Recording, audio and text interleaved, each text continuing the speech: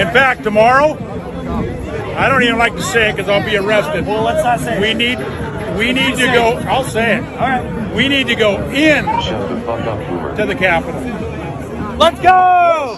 After months of investigation, Revolver News is zeroing in on Arizona-born former Marine Ray Epps, who can be found all over Washington, D.C. the night of January 5, inciting the crowd to invade the Capitol. Tomorrow, I don't even like to say it because I'll be arrested. Well, let's not say it. We need to go. I'll say it. All right. We need to go in Shut the up, Boomer. to the Capitol. Monument Hill. Stop speaking. We are going to the Capitol, where our problems are.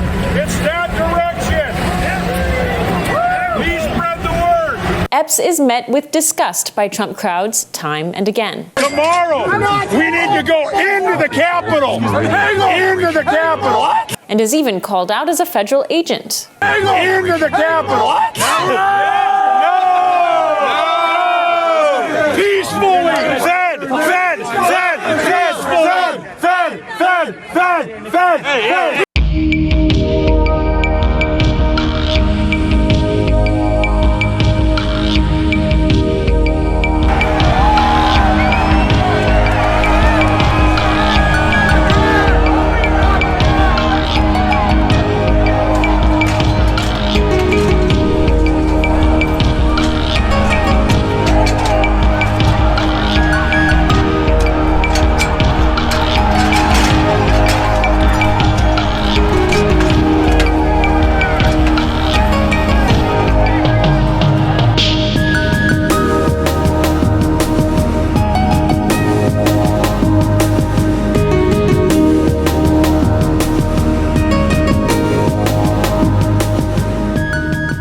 After January 6, Beatty says Epps was featured on the FBI's most wanted list. But after Revolver started investigating Epps mysteriously disappears from the list. Despite a library of video evidence showing Epps clearly leading and inciting the crowd, Epps appears to be a free man today. It might make sense if they, didn't really care about Epps.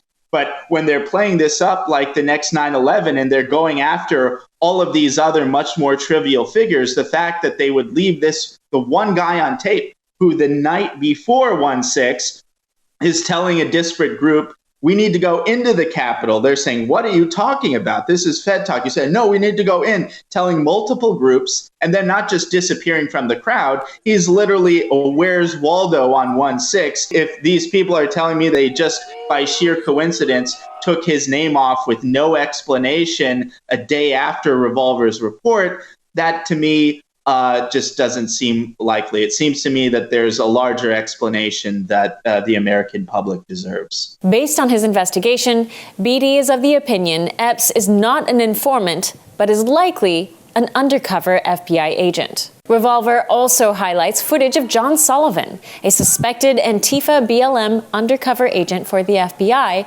who taped the death of Ashley Babbitt and wore a MAGA hat while encouraging fellow rioters to burn down the Capitol. Sullivan also happens to encounter Epps, calling Epps out as an undercover agent type. Yeah. What it's about. Not Antifa, They actually not pulled Black him through. Lives They didn't just Matter. let him through. This They is helped about him the through. Constitution. It's more What? important than Yeah. my life, your Undercover life, agent their type. Yeah. I want to turn to the FBI. How many FBI agents or confidential informants actively participated in the events of January 6th? Sir, I'm sure you can appreciate that I can't go into the specifics of sources and methods. Did any FBI agents or confidential informants actively participate in the events of January 6th? Yes or no? Sir, I can't answer that. Did any FBI agents or confidential informants commit crimes of violence on January 6th? I can't answer that, sir. Did any FBI agents or FBI informants actively encourage and incite crimes of violence on January 6th? Sir, I can't answer that. Ms. Sadburn, who is Ray Epps? I'm aware of the individual, sir. I don't have the specific background to him. Well, There are a lot of people who are understandably very concerned about Mr. Epps. On the night of January 5th, 2021, Epps wandered around the crowd that had gathered, and there's video out there of him chanting, "Tomorrow, we need to get into the Capitol, into the Capitol." This was strange behavior, so strange that the crowd began chanting, "Fed, Fed, Fed, Fed, Fed, Fed." Ms. Sanborn, was Ray Epps a Fed? Sir, I cannot answer that question. The next day, on January 6th, Mr. Epps is seen whispering to a person, and 5 seconds later, 5 seconds after he's whispering to a person, that same person begins to forcibly tear down the barricades. Did Mr. Epps urge them to tear down the barricades?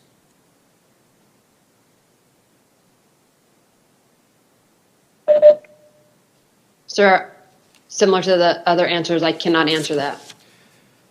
Shortly thereafter, the FBI put out a public post seeking information on individuals connected with violent crimes on January 6th. Among those individuals, in the bottom there, is Mr. Epps. The FBI publicly asked for information, identifying, offering cash rewards leading to information leading to the arrest. This was posted, and then, sometime later, magically, Mr. Epps disappeared from the public posting. According to public records, Mr. Epps has not been charged with anything. No one's explained why a person videoed urging people to go to the Capitol, a person whose conduct was so suspect the crowd believed he was a Fed, would magically disappear from the list of people the FBI was looking at. Ms. Sanborn, a lot of Americans are concerned that the federal government deliberately encouraged illegal and violent conduct on January 6th. My question to you, and this is not an ordinary law enforcement question, this is a question of public accountability. Did federal agents or those in service of federal agent actively encourage violent and criminal conduct on January 6th?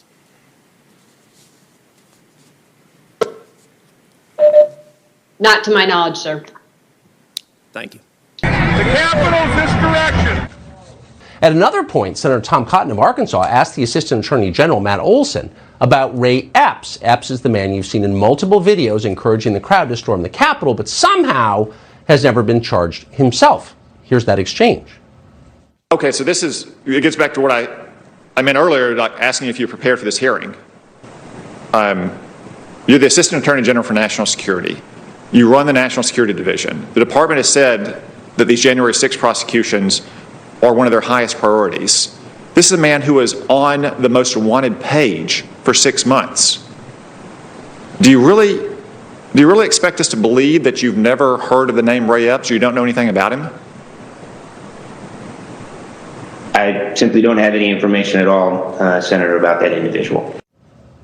In other words, they really expect you to believe that. Quote, I simply don't have any information at all on that individual. So the DOJ knows nothing about Ray Epps, the guy on the most wanted list, right?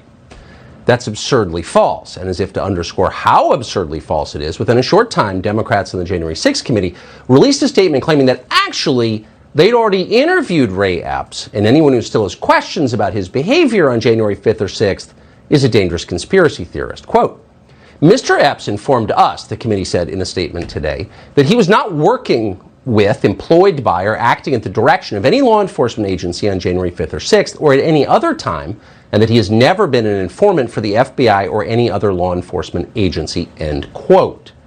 Wow. Bombshell. Looks like case closed. We can forget about Ray Epps and move on. Sorry we asked. Oh, but wait a second. When exactly and under what circumstances did the committee talk to Ray Epps? Supposedly, this interview was conducted in secret last November. If that is true, we don't know that it is, but let's say it is, then why did the committee wait months to tell us today in a tweet? When the committee got its hands on Mark Meadows' text messages, we seem to remember they leaked those to the media within hours. And by the way, was this Ray Epps interview conducted under oath? Did Democrats subpoena his electronic communications, as they did with Meadows and so many others? Will the information Epps revealed to the committee be available to the many January 6th defendants who are now awaiting trial? Can their lawyers see a transcript of this interview? Can we see a transcript of this interview? If not, why not? And while we're at it, here's something else that's confusing. Epps is a longtime right-wing activist. As you know, he urged protesters to riot. Video from January 6 shows him at the forefront, right in front of the Capitol, appearing to usher others inside. So he wasn't just someone who was there, he was maybe the central figure there. And yet Democrats, for reasons that aren't at all clear, suddenly seem highly protective of Ray Epps. They don't want you to criticize him. Adam Kinzinger described Ray Epps today as, quote, nothing but a January 6th protest attendee. Really? Nothing but an attendee? He is, of course, the opposite of that. Of everyone there, Ray Epps is the one you should be maddest at if you're the Democratic Party. And yet they're telling you he was an attendee, not an insurrectionist, not a terrorist, just an attendee. Another engaged American exercising his constitutional rights. That's a huge change. It's bizarre. It doesn't make any sense at all. So what's going on here? Something is, that's for sure. And one last question. The committee has assured us that Ray Epps wasn't, quote, employed by, working with, or acting at the direction of any law enforcement agency. Okay. But why did the committee stop there? Would the committee be willing to broaden that statement and affirm in writing that Ray Epps wasn't working with any government agency, law enforcement or otherwise? That would be a very simple change to make. Let's see if they'll make it. Let's see if Republicans will force them to make it. And then there's this. There are a number of people like this. We're just going to give you one other example. Now, this man has been dubbed by internet sleuths as the scaffold commander. Now, he was shot from a variety of different angles on videotape on January 6th, appearing to give orders to the crowd from an elevated position. There's really no doubt, if you watch the tapes, and they're all available online, and if you're interested, you should, that this guy was coordinating the movement of the crowd toward and into the United States Capitol. Now, he's caught directly on camera. There's facial recognition software out there. Probably not too hard to find out who this guy is. If FBI agents can fly to Alaska and hassle old ladies on Social Security because they were present, they can probably find this guy. And yet, as far as we know, this guy, who clearly had some kind of management role that day, has not been arrested, has not been charged, or even publicly identified. What is that about? Here's some of the video.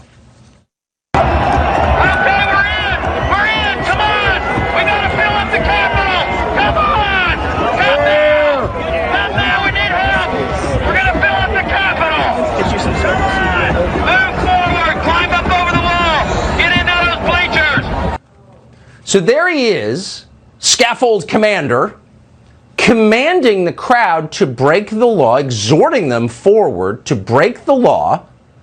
There was the largest manhunt in American history conducted after this day, January 6th. We're still talking about it, as noted, a year later.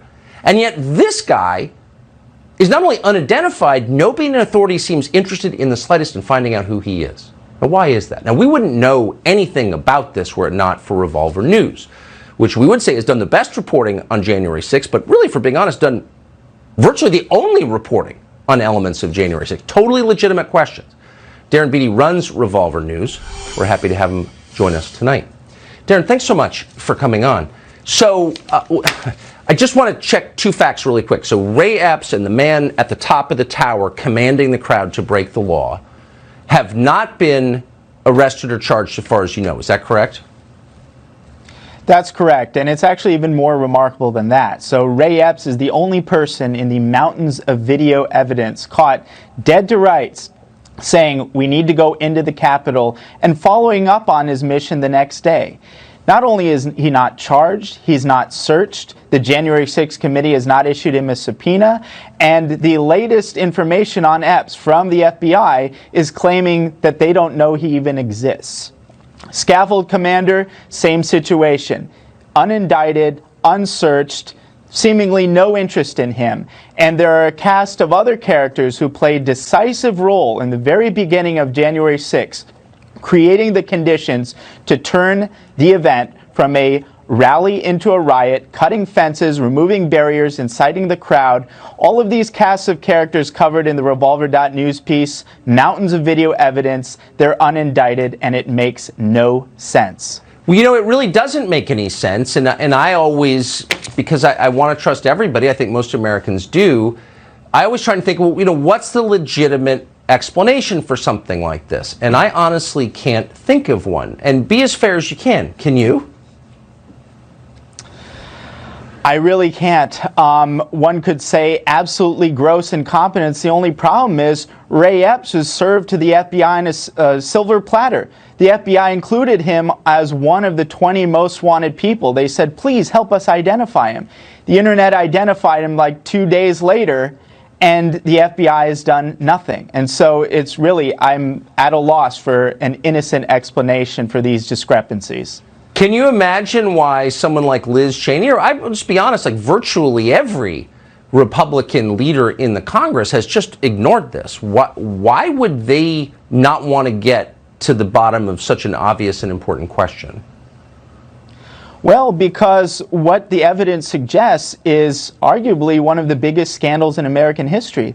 Left alone, January 6th is a big nothing burger. But if it turns out that some of the key instigators and the key figures who played a role in turning this from a rally into a riot are actually informants of the government or even agents of the government, this is extremely damning to the elements of the government, and it completely destroys the false narrative that they're trying to engineer on the basis of this story, which is that Trump supporters are effectively domestic terrorists.